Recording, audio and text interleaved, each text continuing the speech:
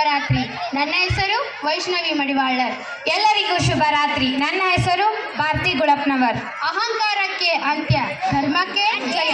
ಭಕ್ತ ಪ್ರಹ್ಲಾದನ ರಕ್ಷಣೆಗಾಗಿ ಅವತರಿಸಿದ ಮಹಾವಿಷ್ಣುವಿನ ಉಗ್ರ ರೂಪವೇ ನರಸಿಂಹಾವತಾರ.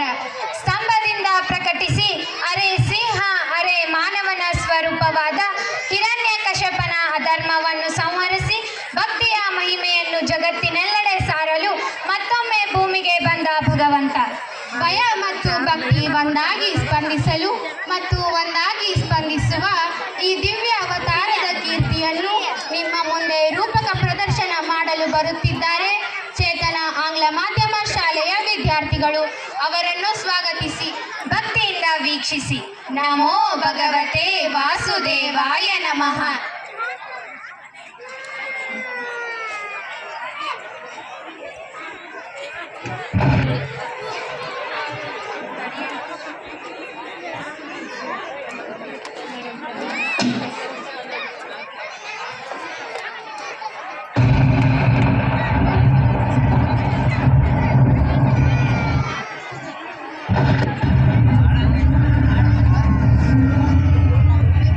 ನಿಸ್ಸಂದೇಹವಾಗಿ ಮಹಾಬಲಶಾಲಿ, ಆದರೆ ವಿಷ್ಣುವಿಗೆ ಸರಿಸಾಟಿಯಲ್ಲ. ವಿಷ್ಣುವನ್ನು ಎದುರಿಸಬೇಕಾದರೆ ಅವನಂತೆಯೇ ಶಕ್ತಿಶಾಲಿಯಾಗಬೇಕು ನೀನು. ಬ್ರಹ್ಮದೇವನಿಗೆ ತಪಸ್ಸು ಮಾಡು. ನಿನ್ನ ಮನಸ್ಸು ಬಯಸುವ ವರದಾನ ನಿನಗೆ ಸಿಗುತ್ತದೆ.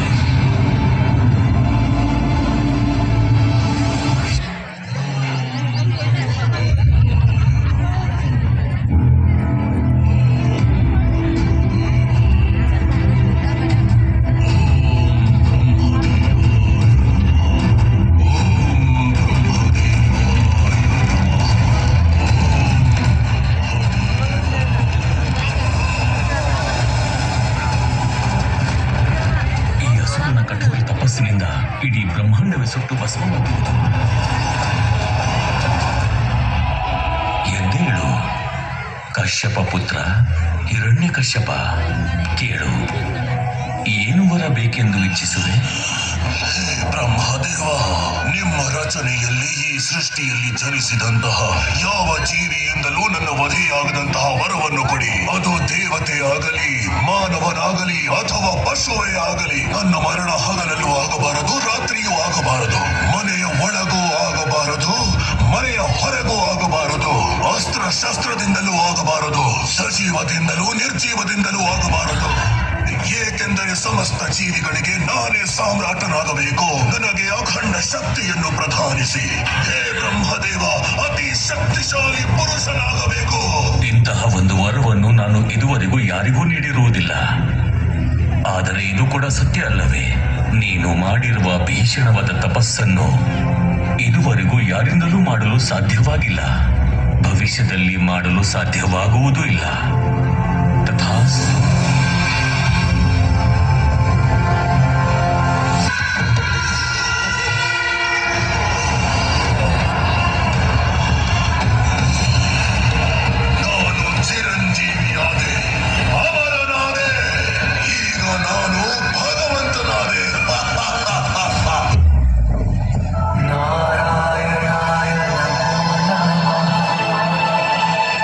ವಾಸುದೇವಾಯ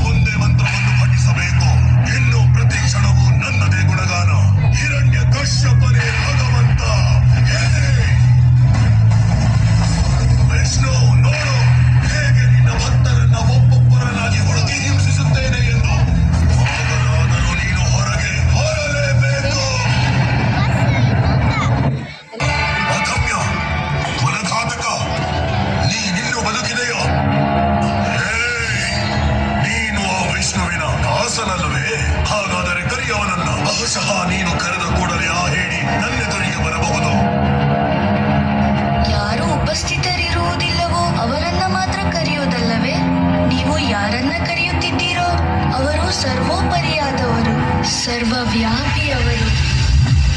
ಅಲ್ಲದ ನಿನ್ನ ವಿಷ್ಣು